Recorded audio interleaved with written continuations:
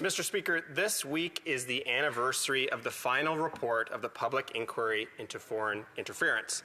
And I want to quote two conclusions from that report, Mr. Speaker. First, quote, "The People's Republic of China is the most active perpetrator of foreign interference targeting Canada's democratic institutions. The PRC views Canada as a high priority target." And then the report goes on to say, quote, "The PRC targets members of the Chinese-Canadian diaspora communities for the purposes of repression, influence, and forced return of targeted individuals to the PRC." In its own country, Mr. Speaker, China's repression of its own people is well documented. And until recently, the Prime Minister agreed.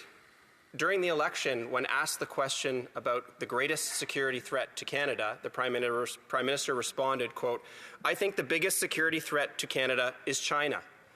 But just 9 months later, the Prime Minister says he is forging a new, quote, "strategic partnership with our greatest security threat."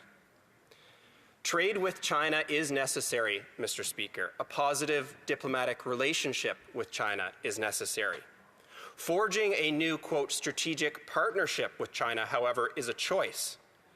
Declaring that we are setting ourselves up for a Chinese-led new world order is a choice.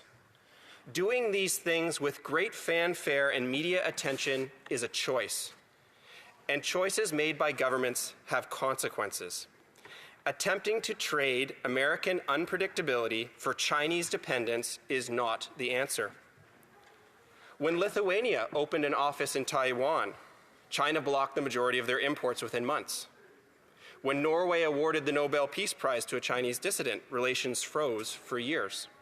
When Korea accepted THAAD missile deployment, it endured state-sanctioned tourism embargoes costing their economy billions. Deals with China have consequences.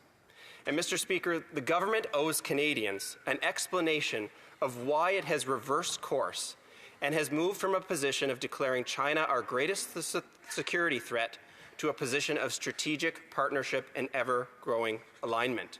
Can the Parliamentary Secretary provide Canadians that explanation? The Honourable Parliamentary Secretary to the Minister of Canada-US Trade.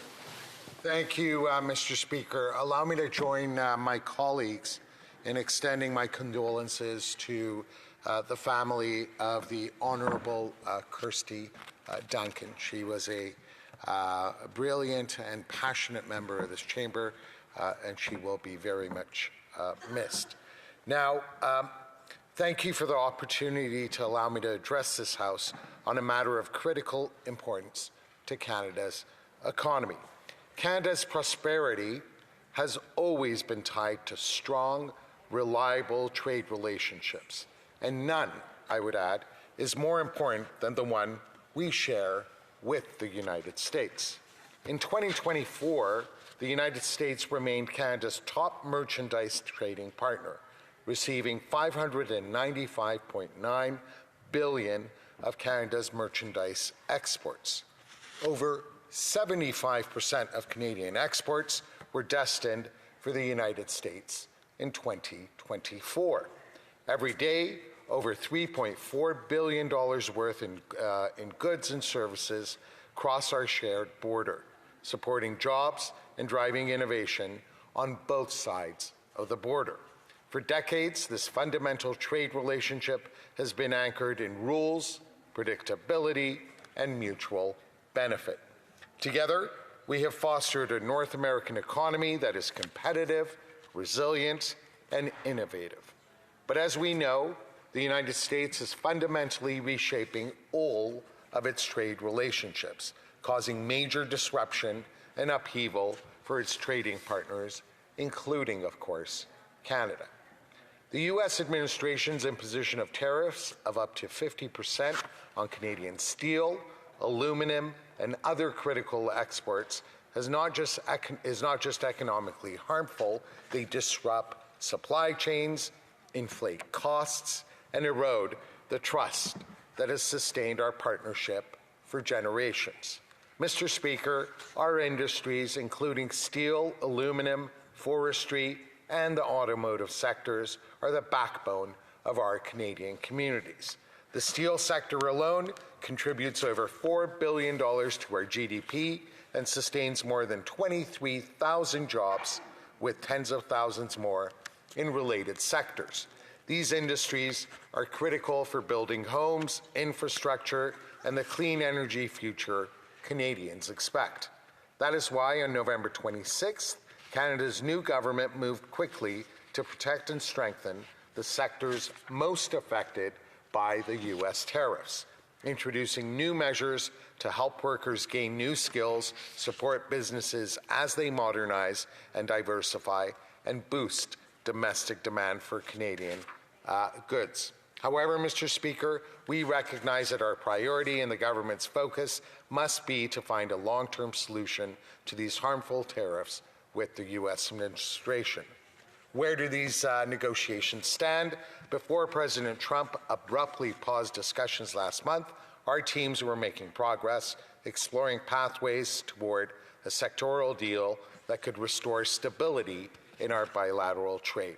Canada remains ready and open to re-engage. We are also preparing for the CUSMA review, scheduled to begin this year. Our message to the United States is clear. Canada will always defend its interests, but we will do so as a constructive partner committed to stability, prosperity, and growth. Thank you, Mr. Speaker. The honourable member for York Durham. Thank you, Mr. Speaker. I don't say this often, but unfortunately, this is the problem when parliamentary secretaries come and simply read prepared remarks. Nothing in that response addressed my question about why the government has decided to move from considering China as a geopolitical adversary and our greatest threat to now forging a new strategic partnership. I will give him the most generous interpretation of that response and interpret it as saying, we had some trouble with our best friend, the United States. And so the response to that is we're going to jump in bed with the geopolitical adversary, which is China. Let me reiterate that trading American unpredictability for Chinese dependence is not the answer. The parliamentary secretary suggested he's looking for a long-term solution.